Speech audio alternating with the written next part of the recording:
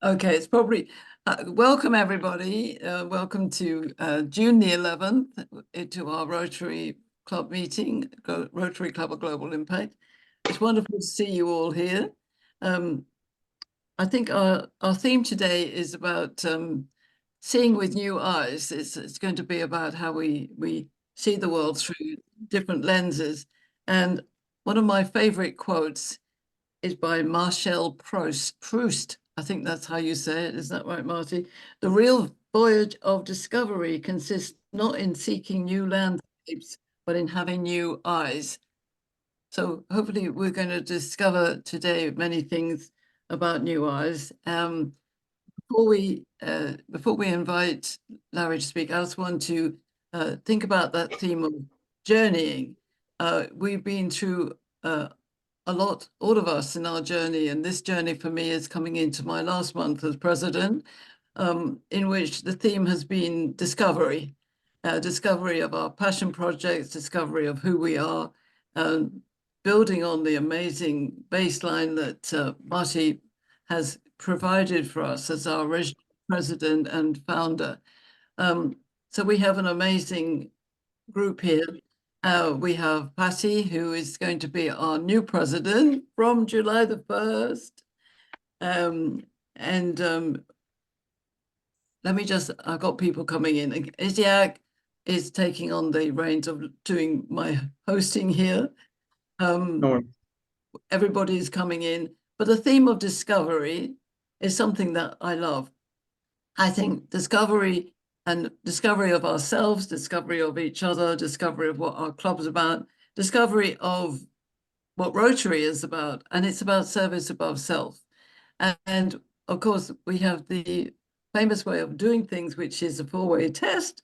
So I'm going to invite Patty to share that because she's really, really spot on with it. Hi, Patty. Grand rising, everybody, and welcome to our meeting. And yes, the four-way test, this is the kind of test that applies to every part of my life. I love it for nonprofit organizations, I love it for business, and I love it for my personal circles. So here it goes. Is it the truth? Is it fair? Does it build goodwill and relationships? And does it benefit all concerned? If you could check all four, we're in like Flynn. I love it. It's very simple. It's a strong foundation.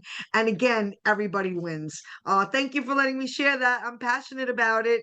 Back to you, Pauline. Thank you. Absolutely. Now, the other thing we really want to do just before we go into and introduce our speaker, Larry, we're so pleased that you're here, but I'm going to invite Marty to help us draw the 50-50 draw. So we've had this as a way of raising donations. People have bought tickets and there's an exciting drum roll because we're going to find out who's won. And can you take on that, Marty? Oh, yeah, let me just unmute there for a second and say we need to charge forward. So we'll do that. And I'm looking at the 50-50 here. I would like to display that screen for everybody, if that is okay, out of fairness, so that people can see what I'm able to see. And what I'm going to do is go all the way back to October to do that and show. Money, you have not started sharing your screen yet? Yeah, I wasn't ready to share it yet. I was just getting ready. Got the drum roll. But I'm going all the way back to October to do that. And I'm on DACDB right now. So let me get that thing going here for everyone. All right, and I will share. Thank you so much. I'm going to actually share my entire screen because we are going to use a Google Spinner today. And let me just make sure for sound that we have that turned on as well. And yeah, this will be screen number 1, I think, on Zoom. Let me see if you can see that screen there as the act. Yep. Okay. Yep. So this is everybody who has bought some 50-50 drawings, and we have all the way up here to the date would be October 26th of 2023. So I said I was going to make sure with our last drawing that we come forward. And yeah, we had Patty, some tickets bought back in July. Okay, and then Shanker, he was right there. Our last winner had bought a ticket. Thank you, Shanker. He bought another one again. It looks like you guys can see right there, June 11th. So, all right, let me get all this together and I'm going to get the spinner going. And to be honest, guys, what we're doing here is we're just using a Google random number generator. And it looks like this. So I'm going to get this all together and I want to make sure people get a chance to see. So if you have, say, 10 ticket entries, you would put a 10 here and hit the generator and you could see number 81. Is that clear to you, Patty? Yes. Okay, Yes. so if we say, let's say we had 20 entries, 20 tickets were bought, you change that number to 20 and you hit the generator and it's saying number 5. I'll do one more example. It's saying number 12. This is how this works. So I just want to make sure the random number generator that everybody feels this is fair. I'm not doing this. This is Google. There's another one, number 17. Is that good with you, Madam President? Yes, it is. Let's Okay, go. then what I'm going to do is I'm going to take a break. We'll come back to me. I'm going to count up all the tickets because you have here Pauline Crawford. Looks like she bought 2. And so whatever that number is that generated, it'll go down here. That was so nice. Lorenzo Palmieri of England, he bought 2. Thank you so much, Lorenzo. Shanker bought another ticket. I'm going to go down here and count these all up, and then I'll have my number when we come back, and we'll do the random number spinner generator and see who won. Okay. And, So, back over to you. okay. So you're going to sort that out and we'll do that at the end. Yes, Yeah. I'm a little I'm going confused to add them about all it, up, and though. we'll do it at the end. Okay. So So that, he'll, Pauline, I have a quick question. yes. So he's gonna add up the number of tickets that were bought? I thought was the number of people who participated. It's so some people bought like 2 and 4 tickets, so they would get 4 entries. Okay, so how Yeah. would you know which person? You can just literally count. So like starting right there, if a person bought 1, that's 1. Then you go to Yeah, Pauline. I know, 2, but I'm that's saying number 2 and 3. how does that coordinate to a person? Yeah, so you start at the very first date, and how many tickets did they buy? They bought 1, so that they get number 1. Then you go to the next date is the next person. They bought 4 tickets, so they control 2, 3, 4, and 5. Ah, I You go to see. the third person, and Okay, they only bought okay, I 1 got ticket, it. so they own 6. And Okay, then it's okay. the number generator, and whoever it is, I can count that very quickly, and we announce the winner. Okay, I got it. And All last right. time they redonated the money back. They didn't want it. Yeah, yeah. So, Thank but you. each to his own. I'm not giving anybody any ideas. Each to his own. All Okay. right. I mean, what I love about when people come together is we've all got different skills, and we may make sure that the people who know about technology or generators can do it, and other people do what they do best. So we'll let Marty carry on with that, and let's take a look at our speaker today, who says Lawrence on the screen, but I know you are known as Larry Myers, and Aaron Myers, who's not related, has introduced this wonderful speaker to us, and I'm really intrigued to know about this. He says he was the CIA camera expert, and if that doesn't intrigue you about our speaker, then you know what else will? I was just reflecting with Larry that my father, who passed away at 91, but he was born in 1921, so you can work out the maths. But he was a camera fanatic. He filmed everything in his life, and I watched him go through the camera, the Cine 8 to videos, and the magic of being able to film and photograph in different ways is just magical.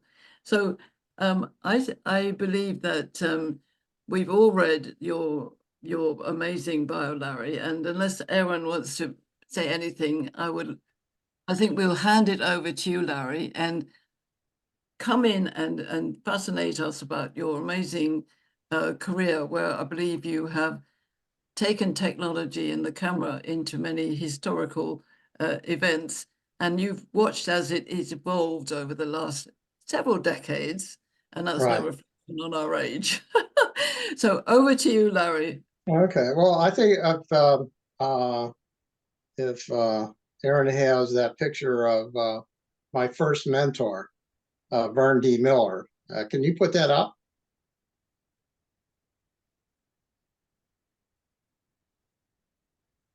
Then I can. Where's the Vern D? No, the Vern D. Miller.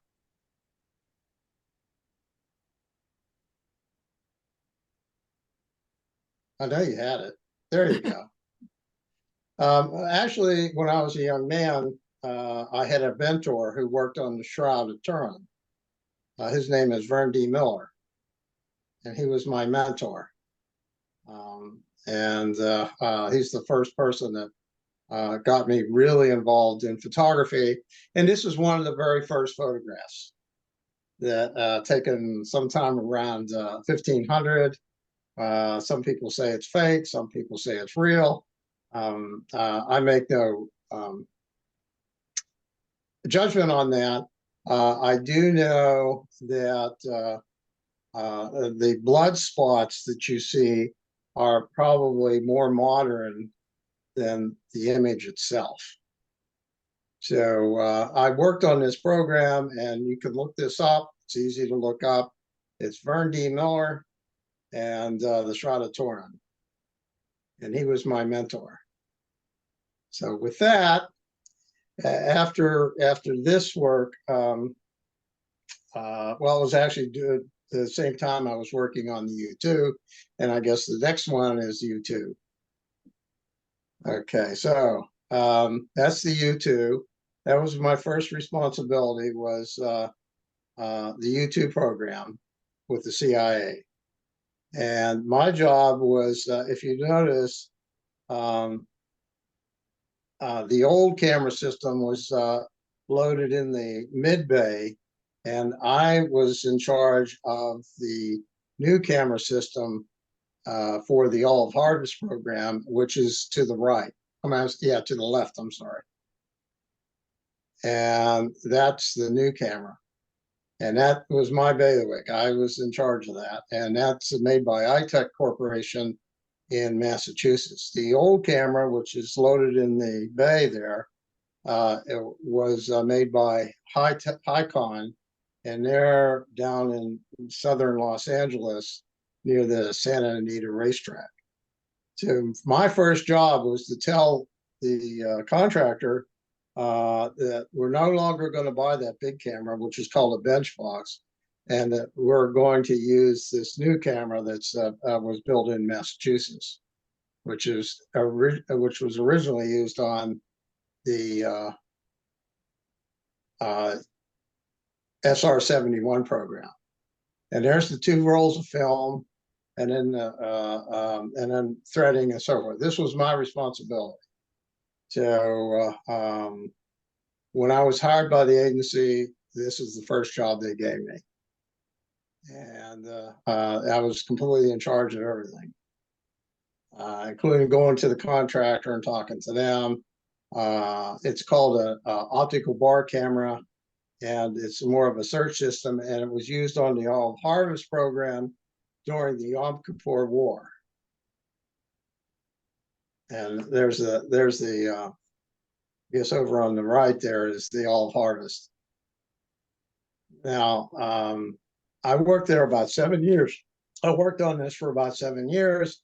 Of course, the Yom Kippur War didn't last 7 years.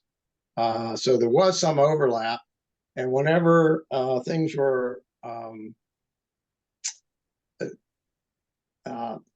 whenever things were cooled at the in that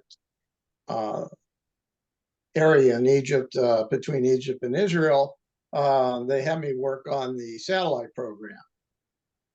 And that's the second part.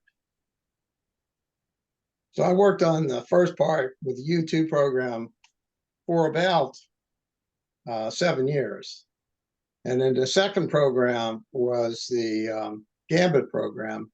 And my responsibility was, again, the film and the image quality, and also the cameras. And maybe you can zoom in on that. Okay. So this was basically, it was a rocket. It was just a big telescope. And it had 2 rolls of film, and it would you would be able to take those film and recapture them from space, and then the film was processed and printed.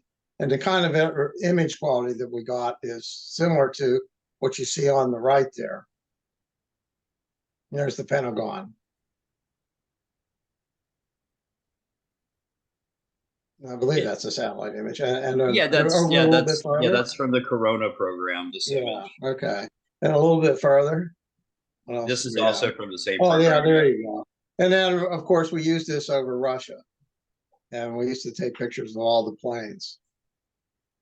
Although my expertise mostly when it was being operational was the submarines. And this is how we captured them. We had a plane that would capture them in Hawaii. So they it would it much similar to the astronaut program, where they would splash down near Hawaii. We did the same thing with the film canisters.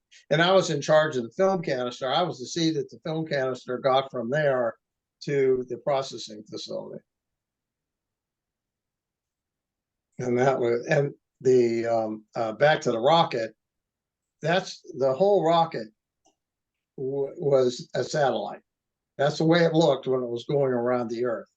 It looked exactly like that. And yeah, and then this is the original rocket. This is an older version. This is the Discovery program. And this would be about 1960 or so, or right around the time that Francis Gary Powers was captured. Incidentally, when I was working on the U2 program, I was working with people that were also had worked with Francis Gary Powers on the U2 program, and this is a continuous condition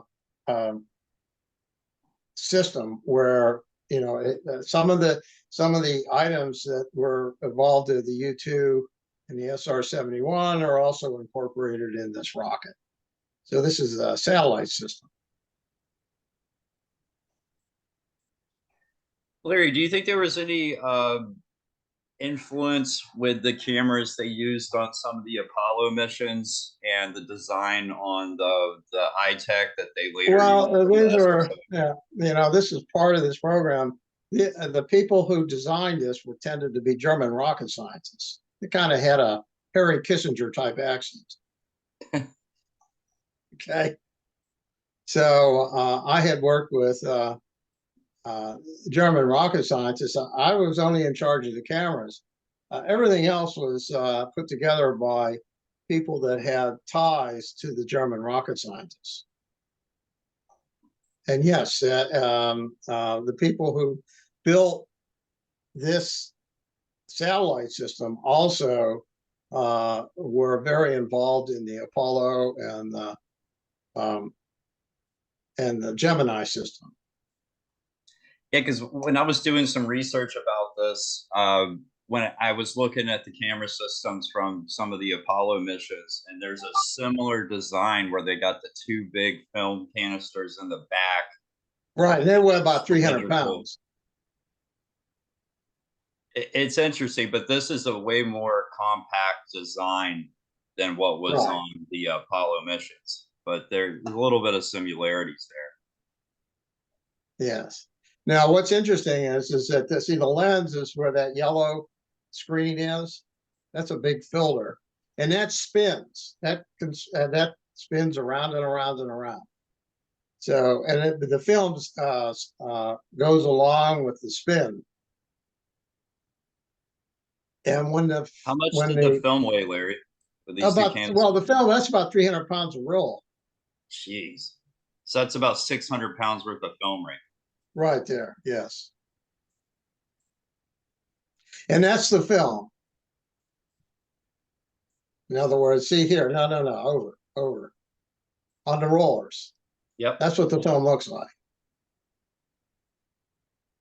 Right there. See, those are rollers. They're called dancing rollers. How long Because would the it take films- to process the images? Big machines.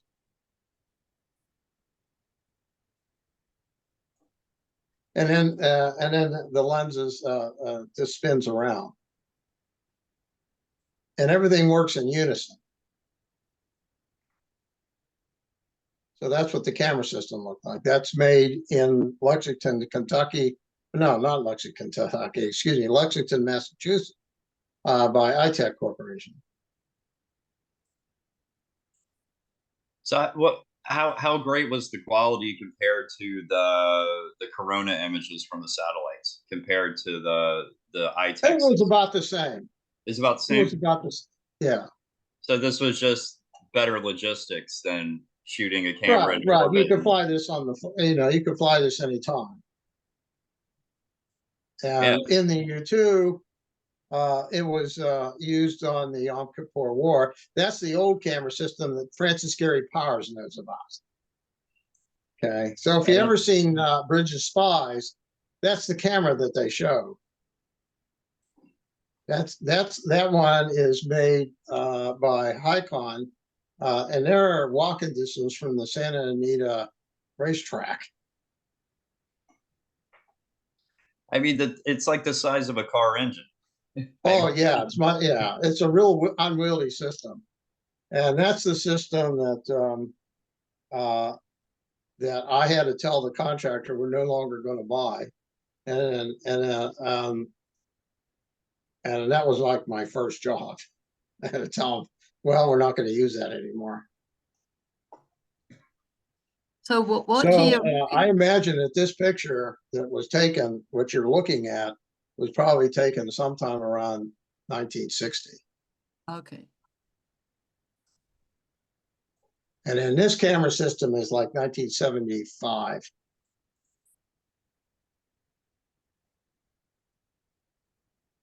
see. So this is the aircraft that they took it out of.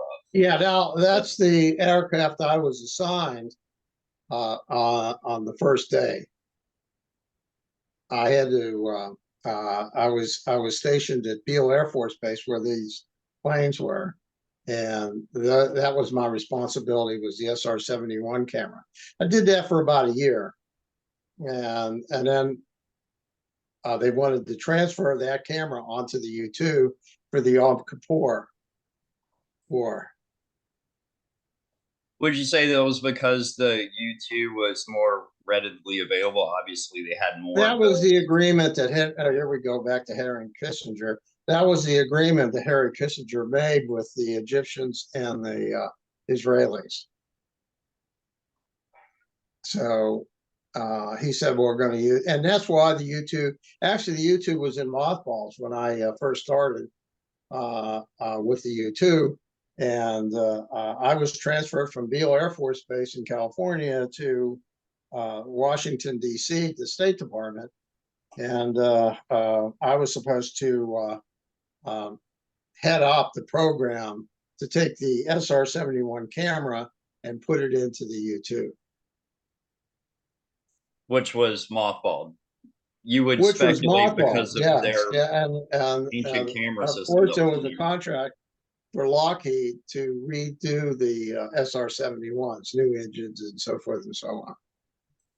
And that's the other end, is that's sort of how I got involved with the rockets. I used to have to go out to Lockheed and talk about the U-2 and its refurbishment.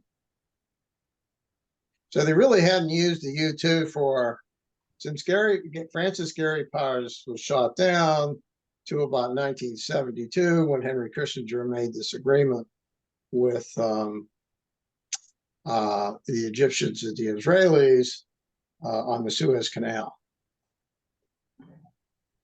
Now, the idea was that everybody had to have their equipment back further than it could shoot. So if you had a tank that could shoot 4 miles, it had to be 6 miles back from the Suez Canal. And if you had a howitzer that could shoot 15 miles, it had to be 17 miles back. So, and how they would do this is that they would take images of the area and send half the film to Israel and the other half of the film to Egypt. And they could just look for themselves that everything was back to the canals. So if both sides shot their, and this time there wasn't many missiles, they just shot their howitzers. The idea was that the shells would fall into the canal. And this was used basically to make sure they were playing by Kissinger's rules. Well, yeah, that's right. That didn't sneak the howitzers up closer. And then there was another problem that some tanks had a special device on the front that it could shoot like 6 miles, and another device on the front it could shoot like 8 miles. And so the image quality had to be good enough to see the device on the front of the cannon, so that the photo interpreters can tell which it is. And so that was my deal, is that I would do assessment first to make sure it was good enough. Otherwise, I had to schedule another mission. And for several reasons, a mission would not be good because of cloud cover, haze, sandstorms, you name it.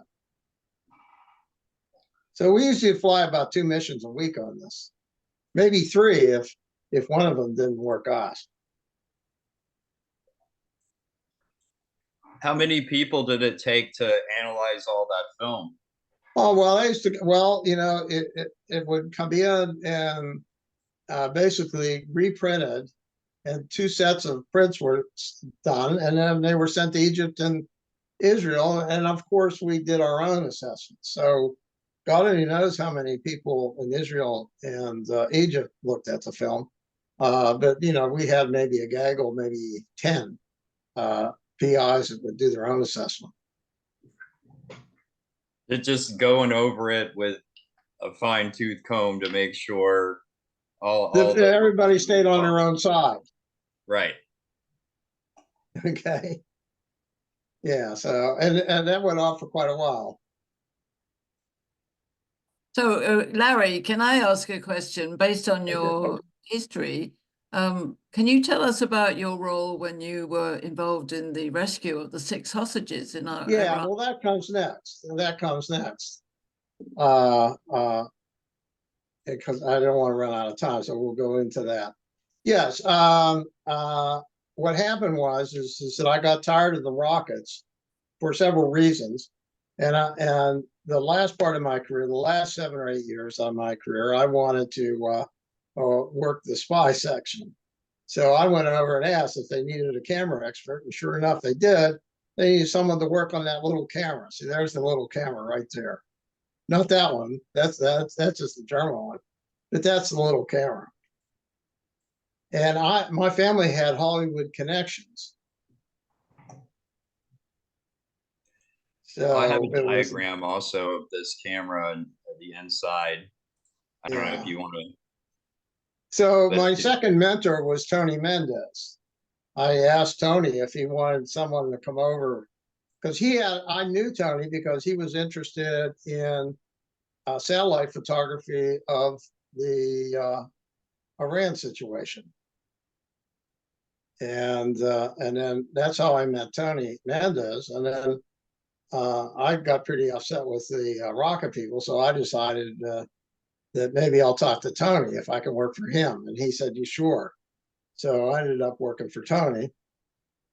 And my first part of the Argos team was to work on taking images of the Iranian area where they were holding the hostages.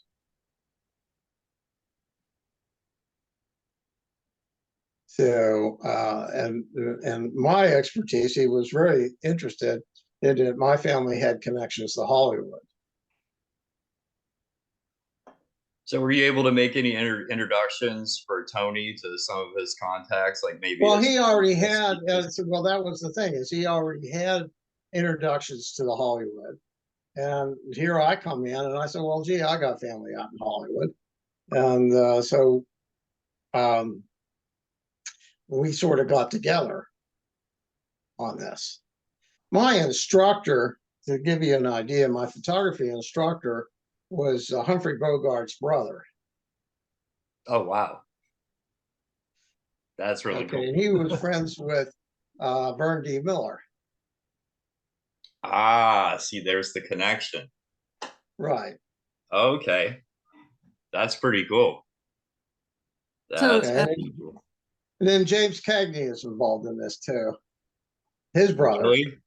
Mostly I dealt with the brothers of the stars.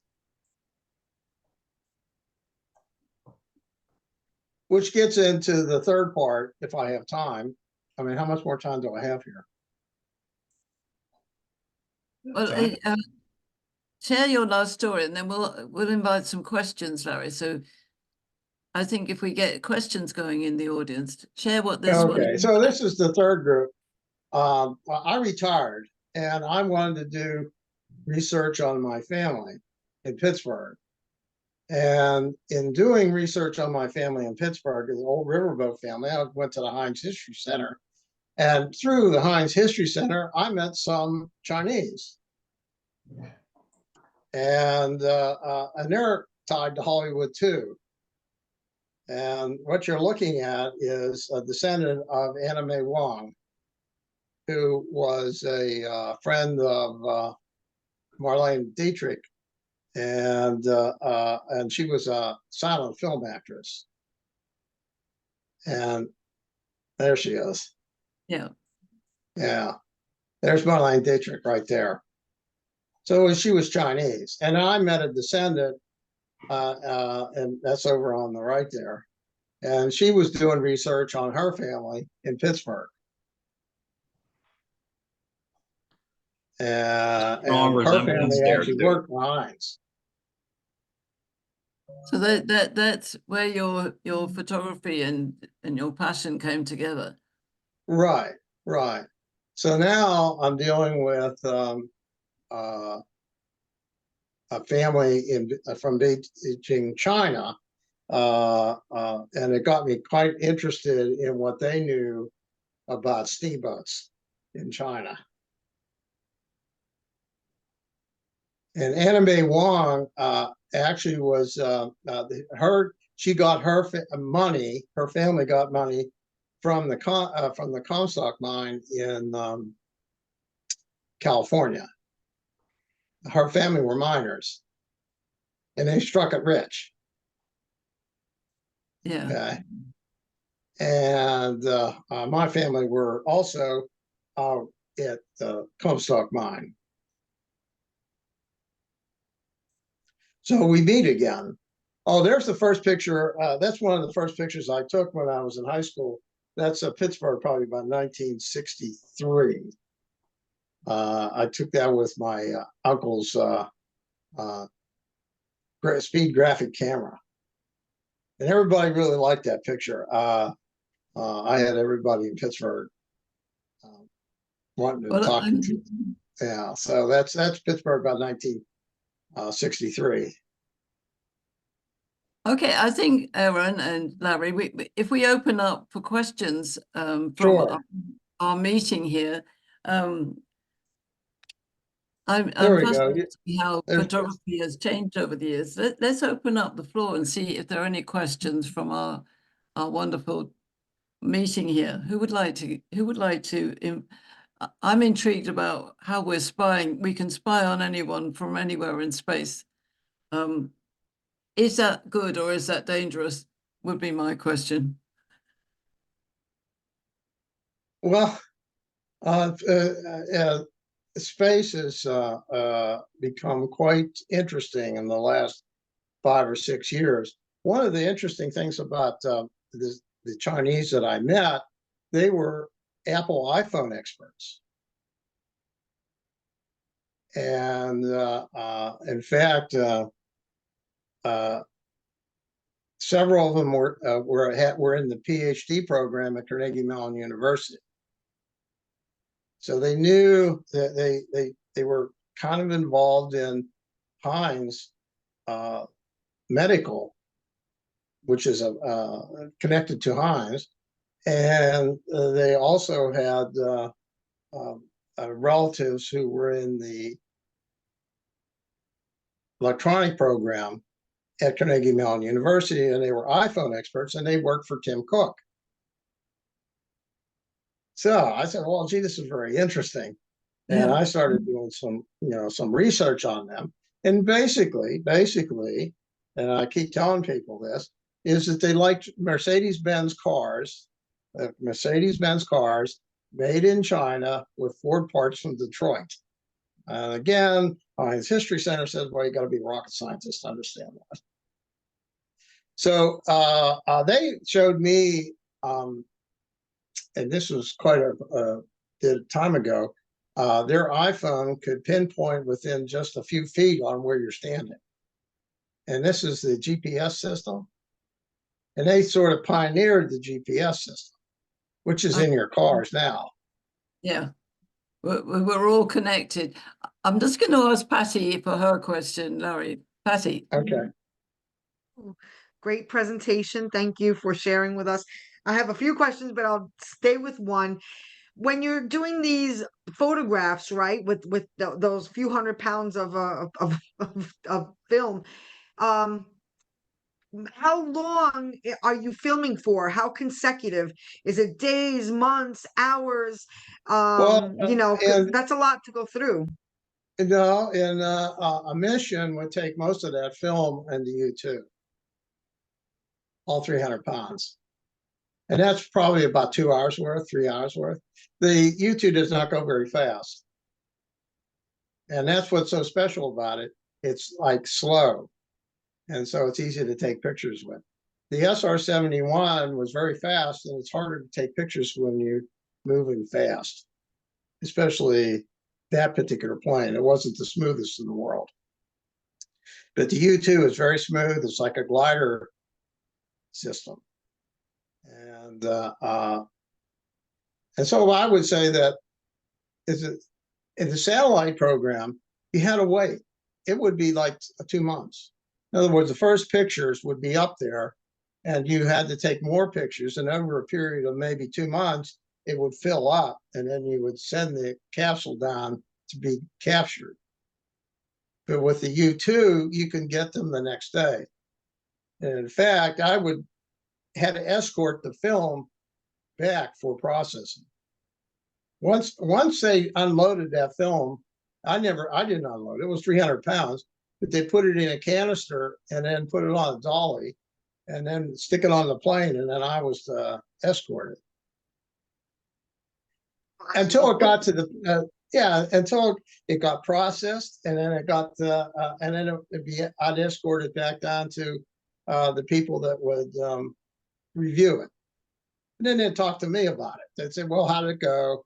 Or if they had some problems, they would tell me about it, because I had to decide whether another mission was needed.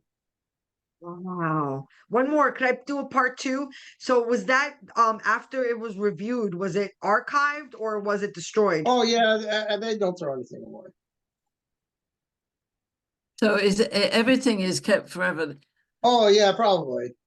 Yeah. I mean, I don't know where it would be now, but I don't think they throw it away. Well, everything that we've ever been filmed has ever been kept. Are there any other questions from the meeting? Anybody else want to make a comment? Everybody's dumbfounded. I got Yeah, one more question then. I wanted to Yeah. ask of working in the Orange One nuclear bunker. And my brother Larry worked on the RSR-71 Blackbird. It was always so interesting to talk with him, you know, and he would say, well, it would land here at Nellis Air Force Base. And we don't work on a plane's engine, Marty. I was like, well, what if there's something wrong with the engine, Mike? My brother was Air Force. He said, what we do is we have a railroad track that the plane backs up onto. The whole engine is taken off onto a carriage. It's rolled in on a railroad track into the hangar where we work on it. A brand new engine that is ready to go is rolled out immediately on the railroad track to the SR-71 Blackbird. Right. Put onto it, and that thing takes off again. I was like, he was part of that you know, red flag maneuvers. And he said, Okay. honestly, we had one last week that overshot Las Vegas. And so it went all the way out to Hawaii before it could turn around Well, I don't come know back. about that. And I was like, that sounds like a far stretch, Mike. I think he was maybe doing something else. But just amazing stories to compare somebody like me in the White House from the Navy and my brother Mike from the Air Force working on the red flag maneuvers with the SR-71 Blackbird. You made me think a lot. My question was, what was the toughest decision you felt like you ever had to make where it came down to you and you had to pull the trigger on that decision? Well, you know, we had 4 or 5 cameras, just like the 4 or 5 engines. In fact, the U2 worked the same way. We always had extra engines for the U2. And and if one was acting up, you put the other one in. And so my decision was, we're going to use this camera or are we going to use the other camera? And we usually have about 4 cameras in rotation. We had or maybe 5. One would be at the contractor.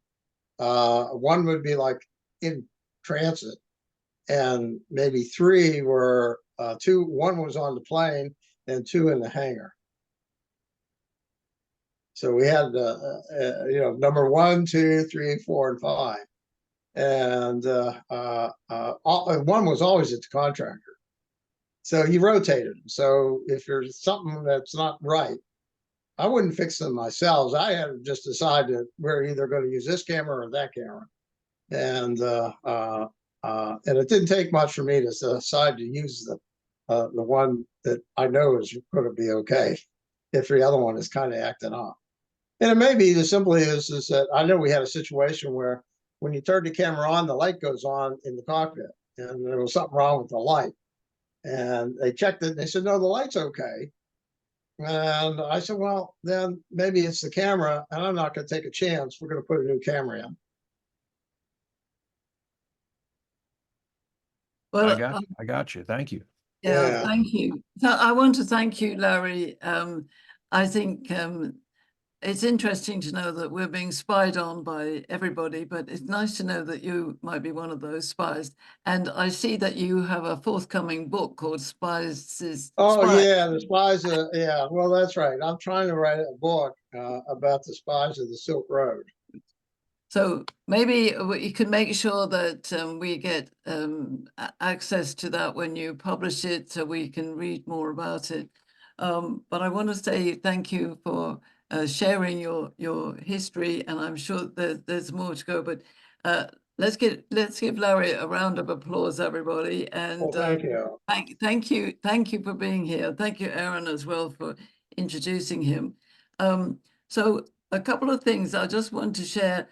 Because we're very excited that Doris is here, and we are going to have a New Year's Eve party, which sounds strange in the middle of the year, but it's June the 30th, and it's the Rotary New Year. So the Rotary year goes from July the 1st to June the 30th, and we're very proud to announce more awards, but the award I just want to share, which we will share on the New Year's Eve as well, is Doris as the Jennifer Award. And I know that you've got it in your hands there, Doris. So do you want to just show it to us? She's very excited about this, everybody. And there it is. Can you see that? It's a beautiful award. Congratulations, Doris. Congratulations. Congratulations.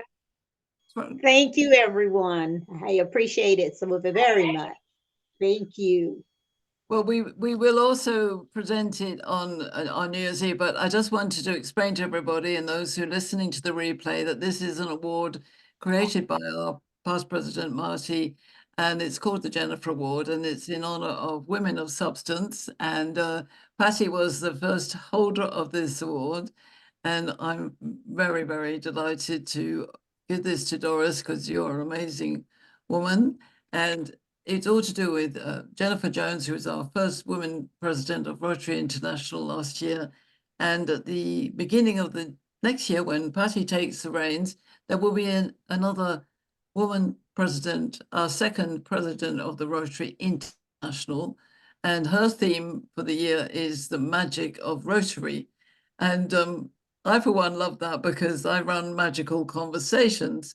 And magical conversations are conversations without judgment, anger, or coercion. And they're conversations full of interest and intrigue and contribution and growth and everything that comes together. Now you can see in the chat the picture of the award and beautifully designed. I don't know where we found the design. I think, Patty, you were involved in that, but it's absolutely beautiful. So we are very blessed to have a club with how much, what's the percentage of women, Marty? Almost 70%. So 70%, which is much higher than the average across Rotary International, is that right? Exactly. Yeah, Rotary is averaging at times for ladies no higher than 30%, sometimes 24%, 22. Yeah. And so we really are a lighthouse for many people. we are, and we have Ruby on here as well, who is one of our newest member. She's our newest new member, but transferring from a club.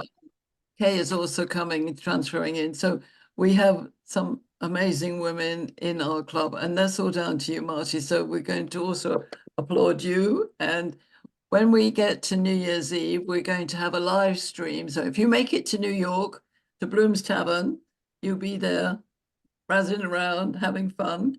And I know what that will look like because I've actually hugged Marty. We met in Las Vegas, and we met in Las Vegas, Aaron, as well. And Kay and I were in Las Vegas, so we can all dance together. But there will be a live stream at 6 o'clock on that day, 6 o'clock Eastern Standard Time, which will be my 3 p.m. here in Las Vegas. And I have invited one of our honorary members, Maria Rosa Carrion Bing, who is Deputy District Governor in Manila. And she is the lady who first invited me to join Rotary back in January 2020. I was in Manila just as COVID was rising its head. And that's where I met Bing. And she said, you have to join Rotary. So you have to join Rotary, Larry. If she could persuade me in Manila to join Rotary when I lived in Las Vegas. And I said, how can I be part of your club if I'm in Las Vegas? She said, I don't mind, you just join.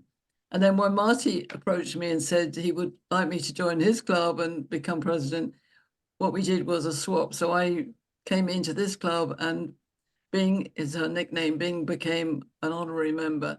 And she is one powerful woman, like all of the women that we have in our club, and as gracious as all of the men. So what we need to do is to take a look at our 50-50 draw, Marty. Yeah, I'm ready. I'm ready. I did put up a bunch of our awards page for everybody. Yes, If thank you're you. interested in going to see the awards to date, this is now going to start to be updated with the second Jennifer Award will be put on here. And hopefully we'll win the Rotary citation again this year. There was only like 14 clubs in our district out of 56 that were awarded the citation. This is for completing certain goals. And I'm sure Patty's going to be coming out with her year goals of what it is exactly she wants to accomplish.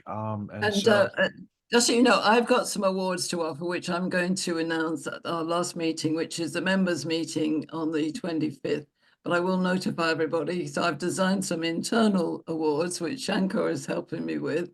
And also, we're going to ask the club members to vote for the Rotary Club Member of the Year from within our club. So we'll get that organized very soon, Shankar. Yes. And thank you to Patty for putting the membership form Yes, of there. course. Anybody that would like to join, you can just Yes. go in and join online. So, okay, let me present my screen again here. I did send out a report to everybody to take a look at. I want to make sure that everybody can see this particular PDF report that I have assembled. Let me share that here. And so I've got a ticket number next to everybody. You should be able to see that now. Can everyone see that screen? Okay, so this is from DACDB, and I do have a question, which we'll solve with Heather from accounting later, about $275 that John O'Connell of Ireland may have bought tickets with. I'm not so sure that he maybe wanted that to go towards his membership instead. So if it turns out that he really did want to buy $275 worth of lottery tickets, then we'll either give him his money back or put it to the next lottery, whatever he tells us to do. But going back from when this began, these are the people who have bought tickets. And it looks like if you bought a bunch of tickets, let me see. We had a couple of people that bought a bunch of tickets. Why do I not see them all on here? Let me see. Paul Brandis bought a ticket. I could have sworn in here. I'm not sure. I could have sworn that Ritu, I know Ritu is on right now, that Ritu also bought $50 worth of tickets. Am I wrong, Ritu, in thinking that? Yes, Marty. Yes, I donated $50. Yeah, I thought that you did also, so I'm not sure why you're not showing up on there. I copied the entire report. Let me just look at that again and find out why. I It think has- on the PDF that you share is on here, but on your Yeah. screen that you're sharing Oh, is all right. So, okay. All right. Then let me bring up the PDF that I shared in here that I saved because I don't want to not include anybody and enrage them. Let's bring that up, the final count. Yeah, there it is there, Ritu. It's showing the page 2. Okay, good. All right. I just want to make sure that we have everybody in there. And yes, there I see you now. I will share my screen with that now. And transparency is good for sunlight, let me tell you, so that everybody can see what's going on. 50-50 drawing. There you go there. Now you guys should be able to see 2 pages. Yep. Okay, so starting with Paul Brandis, he bought 1 ticket. He gets number 1. I know there was a question from K. Doc Silly, the forensic accountant. You can see Patty Frudenberg spent $10 here. She gets numbers 2 and 3. Okay, and then what I wanted to check on there was page 2. Down here, Ritu Chopra bought 50 tickets. So hers are numbered 31 through 40 is actually 10 tickets. Okay, so you start with 31, 32, 33, 34, 35, 36, 37, 38, 39, 40.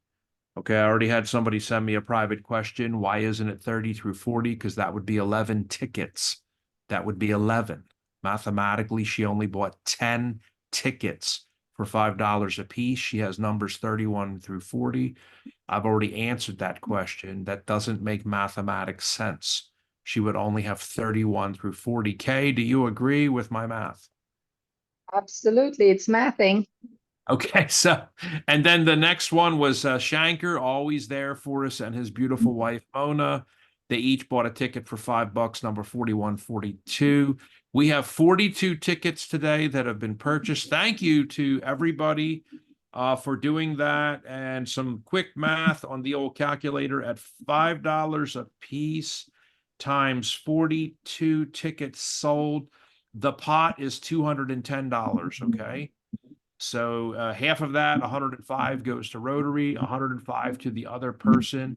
I'm going to share the spinner now, and I'm going to change it to 1 to 42. I've got the spinner going over I here. just did It's a the drum random- roll. Random number generator. Let's hope that you either here. Let me see. I've got the drum roll here. Hopefully, I don't push the wrong button. I pushed the wrong button a couple of minutes ago. Okay, and let me see. You're either going to get a too bad, so sad you didn't win,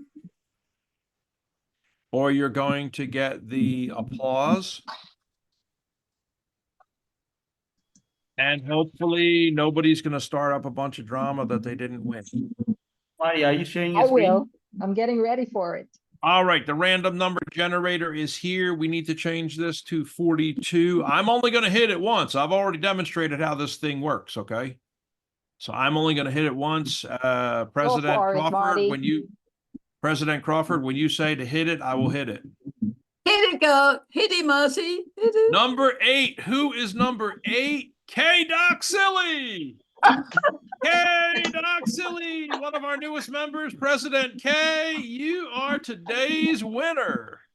Come on. Get it, Oh K.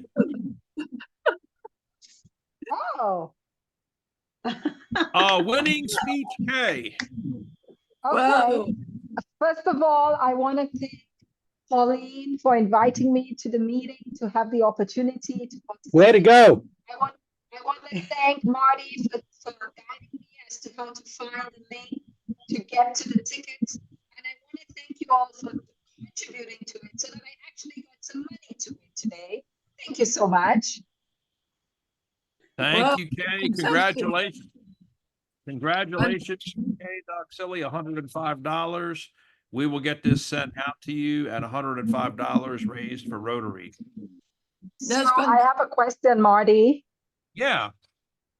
That awesome award that you had, the Jennifer Award, is it specific to the club, or can I pay for one of those awards for one of It's my funding really not presidents? specific to the club. When I first brought it up to one of the men who was very senior, he was angry and said that he felt like it was discriminating against him because he was a man. And I was like, get out of here. And he's like, you're gonna need to get approval to use her name, Jennifer Jones, and run it through Rotary, and that's gonna take 12 to 17 months with the legal team. And I was like, so then here's what I'm gonna do. I'm gonna go on ahead and do it with whatever I feel like doing, because I know in my heart that it's the right thing to do with the first female president in history.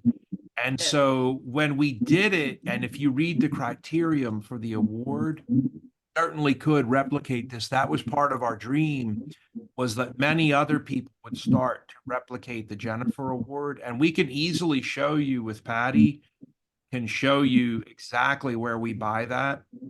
And the way we have set it up is fully explained with the criterion. So if you want to look at that awards page, Kay, it's all right there.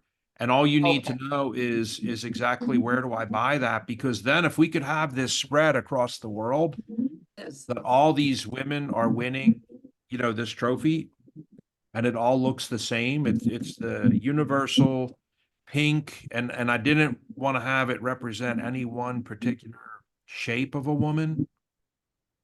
So we made like a universal pink statue with the heart. But you definitely could do that.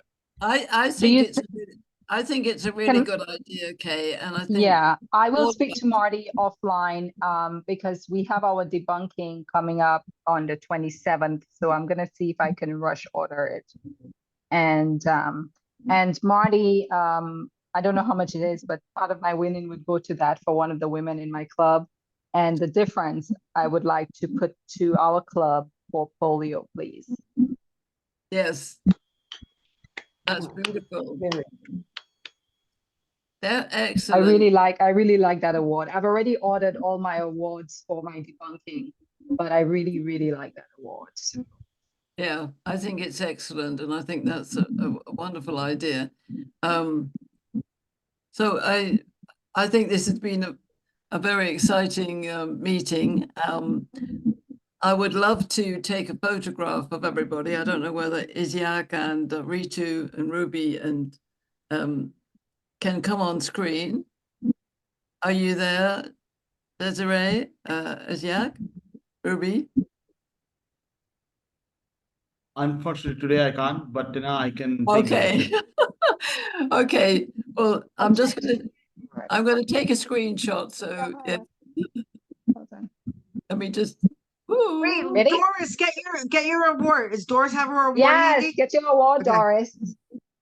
What was that? No, for Doris to have her award in the screenshot.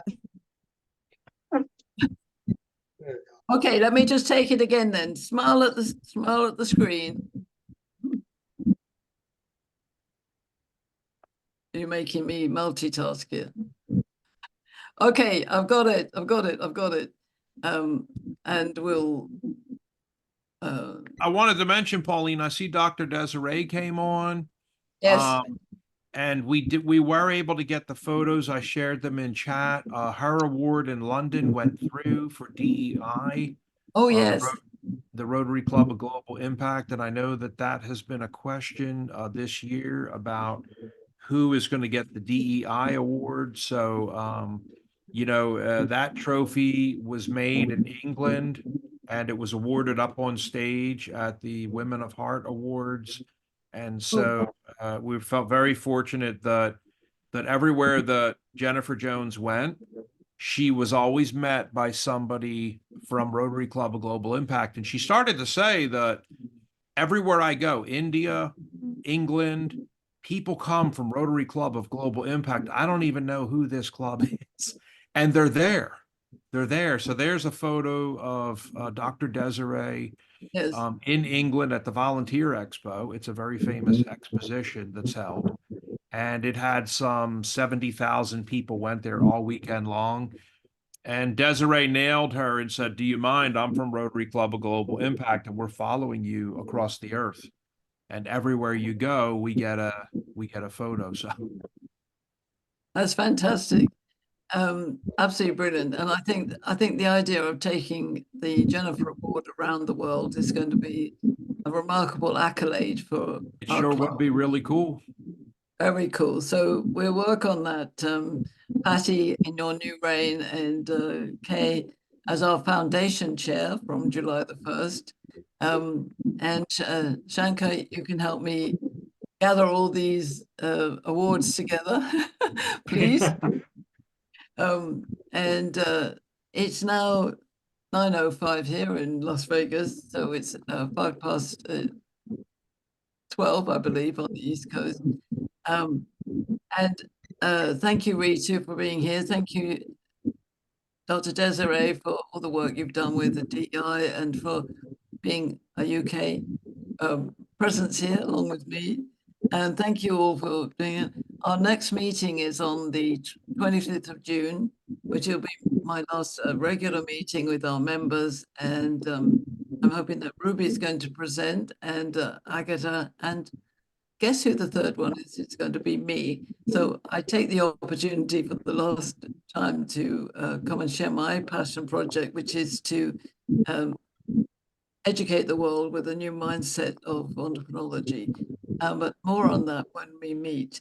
So if there aren't any other questions or comments. I was going to show you guys my picture with Jennifer Jones in in Australia. We were having a conversation here and her husband is looking at us. We were talking girl talk and he's looking at us like, what are they talking about? Yeah, that's beautiful. Yeah. If do post that up on our members WhatsApp, that would be great to see that. And thank you so much, Pauline, to Paul Brandis for all of his kind comments. A member of the White House Press Pool. I see Paul is on, and a writer. You'll often see Paul's articles in USA Today and the Wall Street Journal, and you'll be looking at the newspaper and see by Paul Brandis. What a unique name. Is this the guy from our club? It can't be him. This must be. It's all of you who are the prominent ones. Look at all the great work that everybody is doing. It's really amazing. And Pauline, I've mentioned I read the very first report. I've not read the whole thing. Got too much to read. I've got a big stack of reading that I can't keep up with, but I'm going to get to the rest of it. But I saw it on my Kindle, and I promise I will get to the rest of it.